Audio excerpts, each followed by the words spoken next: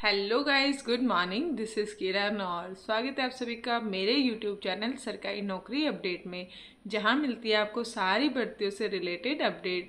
और अगर आप मेरे चैनल में पहली बार विजिट कर रहे हैं तो चैनल को सब्सक्राइब कर लीजिए, बेल आइकन को प्रेस कर लीजिए ताकि मेरी वीडियो की साइड नोटिफिकेशन आप लोगों तक पहुंच सके।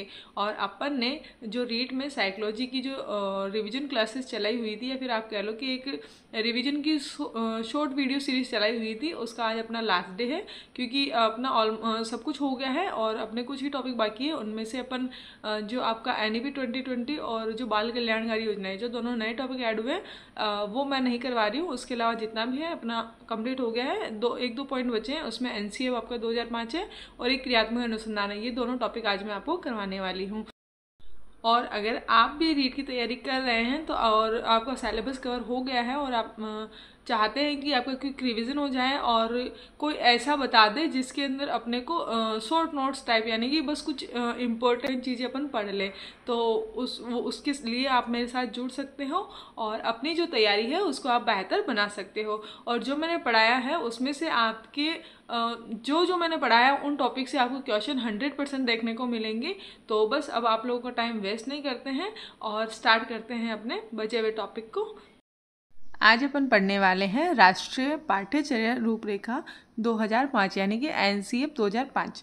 अब NCF 2005 के जो है डायरेक्ट क्वेश्चन नहीं आते हैं, आपके जो क्वेश्चन आएंगे उसके अंदर आपका जैसे कि विद्यार्थी कितना जो पाठ्यक्रम है वो लचीला होना चाहिए या नहीं, और इस टाइप के क्वेश्चन आते हैं। डायरेक्ट क्वेश्चन नहीं आता है। डायरेक्ट क्वेश्चन एक बन सकता है कि NCF 2005 को क्या बोला था, बिना बोझ की शिक्षा। तो अब अपन देखते हैं बिना बोझ की शिक्षा मतलब कि आपको ओनली जो बुक्स ही बुक्स पर ध्यान नहीं देना है, बच्चे को और अदर एक्टिविटीज़ हैं उन पर भी ध्यान देना है, ठीक है। और इनका मेन मोटो ही था बिना बोझ की शिक्षा। और ये किसकी अध्यक्षता में बनी और किसके पहल पर बनी वो देख लेते हैं। मानव विकास मंत्रालय की पहल पर प्रोफेसर यशपाल की अध्यक्षता में NCF बना, ठीक है। इसके प्रमुख सिद्धांत कौन कौन से हैं वो अपन देख लेते हैं। तो ज्ञान को स्कूल के बाहरी जीवन से जोड़ना। ज्ञान को स्कूल के बाहरी जीवन से मतलब कि जो बच्चा सीखता है वो उसको बाहर वाली जो आपको बाहर का जो समाज है या बाहर जो भी लाइफ है उसके अंदर वो उसको इम्प्लीमेंट कर सके, ठीक है। उसके बाद है पढ़ाई रटंत प्रणाली से बाहर हो, मतलब कि आपका जो है रटने का जो है रटने पर मतलब जो है जोर ना दिया जाए। उसके बाद है पाठ्यचर्या पाठ्य पुस्तक केंद्रित न रह जाए, मतलब कि बच्चा है ओनली बुक्स ही बुक्स को पढ़कर ज्ञान प्राप्त ना करे, अदर जो एक्टिविटीज़ है उनमें भी पार्टिसिपेट करे और दूसरे ज्ञान को भी ले, ठीक है। उसके बाद है परीक्षा प्रणाली को और अधिक लचीला बनाया जाए तथा इसमें कक्षा गतिविधियों को भी शामिल किया जाए, ठीक है। उसके बाद है अपना राष्ट्रीय मूल्यों के प्रति आस्थावान विद्यार्थी तैयार हो। अब राष्ट्रीय मूल्यों के प्रति कैसे कि मतलब जो स्टूडेंट है वो अपने राष्ट्र के कामों में और इन चीज़ों में भी रुचि ले, ठीक है। उसके बाद है NCF का निर्माण है वो कौन सी संस्था ने किया था, तो देखो NCF 2005 का निर्माण करने वाली संस्था कौन है, NCERT, ठीक है। उसके बाद इसकी विशेषताएं देख लेते हैं। तो राष्ट्रीय पाठ्यचर्या रूपरेखा में प्रत्येक छात्र हेतु शिक्षा के लिए उनके कम से कम स्तर को सुनिश्चित किया जाए। उसके बाद संपूर्ण देश में 10+2+3 की व्यवस्था की गई है। अच्छा, ये 2005 वाली है। उसके अलावा NEP 2020 में अलग है, तो आपको दोनों याद रखनी पड़ेगी, ठीक है। उसके बाद है आपका पाठ्यक्रम जन सामान्य की आवश्यकताओं एवं आकांक्षाओं से संबंधित हो। जो आपका जो पाठ्यक्रम है वो जो है आपकी जो भी आपकी बेसिक नीड्स है उन आकांक्षाओं को मतलब कंप्लीट करता हो, ऐसा होना चाहिए। उसके बाद NCF 2005 में त्रिभाषा सूत्र का प्रयोग किया गया।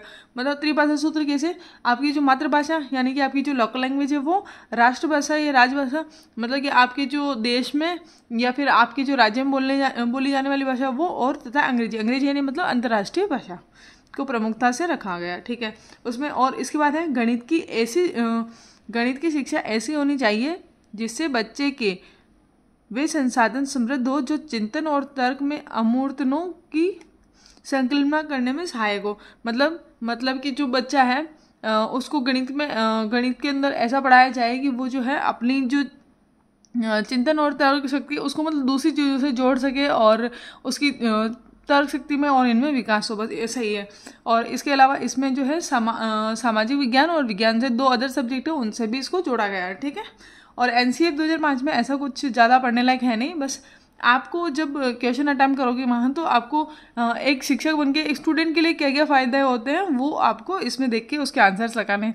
मैं इसके क्वेश्चंस करवाऊंगी तो आपको वहाँ आइडिया लग जाएगा। तो एनसीएफ अपना यहाँ कंप्लीट होता है। इसके बाद अपन देखेंगे क्रियात्मक अनुसंधान।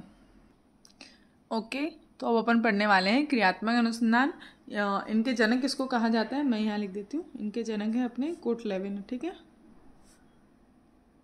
वैसे पूछते नहीं लेकिन अगर पूछ ले तो आपको याद होना चाहिए। इनके जनक कौन है, अपने कोट लेविन।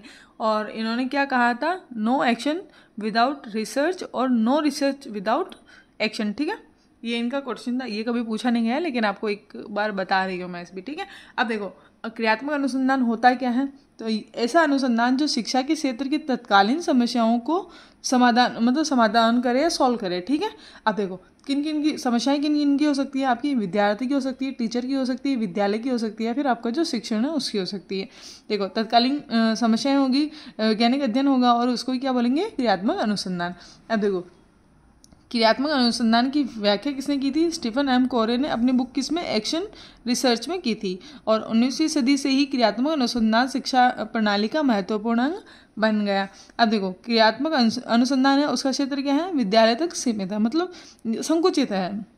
और अनुसंधानकर्ता की भूमिका शिक्षक, प्रधानाध्यापक या फिर आपका जो स्कूल मैनेजमेंट कोई भी हो सकता है, लेकिन जो विद्यार्थी है वो अनुसंधानकर्ता की भूमिका इसमें नहीं निभाता है। अब देखो इसमें 3 क्षेत्रों का विकास होता है। कौन कौन से, बालक के व्यवहार से संबंधित, शिक्षण प्रक्रिया से संबंधित और मूल्यांकन प्रक्रिया से संबंधित। अब देखो क्रियात्मक अनुसंधान के पद या सोपान क्या क्या है।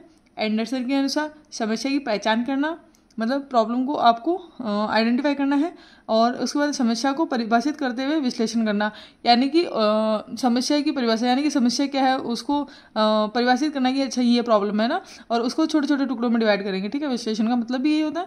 और समस्या के कारणों का विश्लेषण करना, और जो समस्या क्यों आई है उसके कारणों का पता करेंगे। फिर उसके बाद परिकल्पनाओं का निर्माण, समस्या आई है, कारण पता लग गए, अब अपन उसको थोड़ा बहुत सोचेंगे भी तो सही ना, अपने माइंड में अलग अलग थॉट्स आएंगे उसको लेके, तो वो हो जाएगा परिकल्पनाओं को निर्माण। अब जो थॉट देखो, परिकल्पना परीक्षण का प्रारूप तय करना। अब आपकी जो थॉट्स आए हैं उनको आपको एक साथ जोड़ना है। ठीक है, और उससे आपको तथ्यों पर आधारित निकालना, यानी कि आप उन सब चीज़ों को, जो आपका थॉट प्रोसेस है उन सब चीज़ों को सोच जाके और समस्या के प्रति सोच के, और उसके बाद आप क्या करोगे, जो भी आपने सोचा है उसके ऊपर जो भी आपने तथ्य इकट्ठे किए हैं उसके आधार पर आप क्या करोगे, निष्कर्ष निकालोगे। ये आपको याद रखना है, पूछ लेते हैं बहुत सी बार। और अपना क्रियात्मक अनुसंधान इतना सही है। और इसके अलावा मैं आपको बता देती हूँ इसकी विशेषताएं क्या क्या होती है। क्रियात्मक अनुसंधान जो है सिद्धांत निर्माण का कार्य नहीं करता है, बल्कि जो व्यवहारिक समस्याएं होती है उनका त्वरित समाधान, यानी कि फटाफट से समाधान करता है। और ये है ना इसके मतलब ये विद्यालय अध्यापकों व जो प्रशासन होता है उसके द्वारा ही किया जाता है। और ये परिस्थितियाँ जन्म शोध है और अचानक उत्पन्न हुई समस्याओं को त्वरित समाधान के लिए किया जाता है। ये अपन ने पढ़ा था, तत्कालीन समस्याएं होगी और उनका हैंड टू हैंड सॉल्यूशन हो जाएगा। और इसमें है फिर कि क्रियात्मक अनुसंधान के लिए कोई भी कृत्रिम परिस्थिति पैदा नहीं की जाती, इसे प्राकृतिक परिस्थितियों में किया जाता है। ठीक है, मतलब कि ये नेचुरल जो भी प्रॉब्लम आएगी ओनली उन्हीं के लिए होता है, कृत्रिम जो आपकी प्रॉब्लम्स है उनके लिए नहीं होता है। ठीक है, और इसमें क्या होता है कि आपका आत्म मूल्यांकन परख, यानी कि सेल्फ इवैल्यूएशन होता है। ठीक है, और इसकी जो प्रकृति है वो कैसी होती है, नैदानिक व औपचारिक होती है। बस इतना सा ही है इसके अंदर क्रियात्मक अनुसंधान में, इसके अलावा कुछ भी नहीं है। ठीक है, और क्रियात्मक अनुसंधान का डायरेक्ट क्वेश्चन नहीं आता है, बस ऐसे ही कि किसने किया वो याद रखना है, ये याद रखना है। और बस एक नॉर्मल सा क्वेश्चन आएगा, कभी आता है कभी नहीं भी आता है। अब अपन देखने वाले हैं ब्लूप्रिंट। इसका डायरेक्ट कोई क्वेश्चन आता नहीं है, लेकिन एक आपकी जो बेसिक चीज़ है वो उससे आपको क्लियर हो जाएगी। ठीक है, अब देखो ब्लूप्रिंट क्या है, आपका जो क्वेश्चन पेपर बनता है वो इसी के आधार पर बनता है, चाहे आपका वो कोई से भी क्लास का हो। ठीक है, अब देखो ब्लूप्रिंट को क्या बोलते हैं अपन, प्रश्न पत्र की नींव कहते हैं, और प्रश्न पत्र की रीढ़ की हड्डी भी कहते हैं। ठीक है, ये आपने बीएड अगर रेगुलर की होगी तो वहाँ आपको बहुत अच्छे से समझाया होगा। अब देखो वाघेला और व्यास ने क्या बोला था कि ये त्रिआयामी चार्ट है, जिसका अंदर क्या होता है कि उद्देश्य, विषय वस्तु तथा प्रश्नों के प्रकार के आधार पर अंक भार को डिवाइड किया जाता है।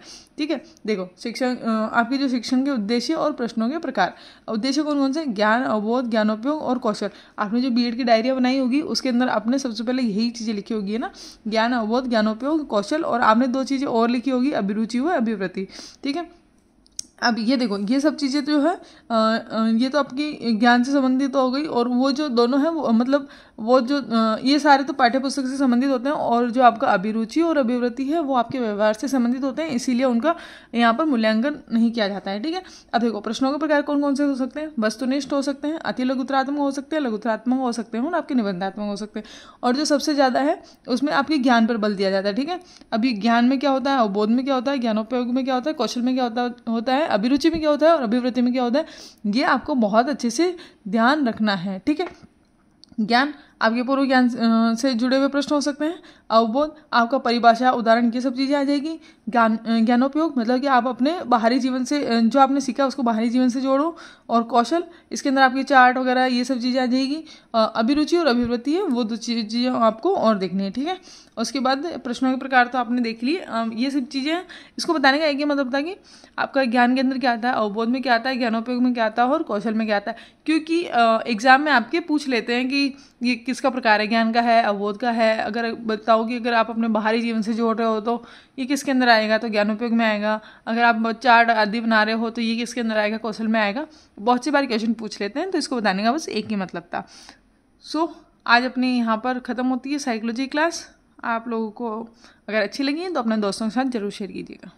सो आज अपनी यहाँ पर साइकोलॉजी की जो रिवीजन क्लासेस थी वो कंप्लीट होती है, और आई होप आप सभी लोगों को ये जो सीरीज़ थी बहुत पसंद आई होगी।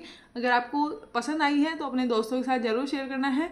और मतलब ऐसा होता है ना, खुद के भले के साथ साथ दूसरों का भला भी करते हैं तो भगवान जी अपना भला भी करते हैं ना, तो बस वही है। और अगर आपको सीरीज़ अच्छी लगी है तो लाइक करना है, चैनल को सब्सक्राइब करना है, और बेल आइकन को प्रेस कर लेना, ताकि अगर ऐसी और भी कोई वीडियो आए तो आप लोगों तक पहुंच जाए ना। और थैंक यू सो मच, आपने इतना साथ दिया उसके लिए। और इसके अलावा अब अपन जो भी आगे करेंगे आप लोगों को नोटिफिकेशन मिलती रहेगी। तो बस थैंक यू सो मच।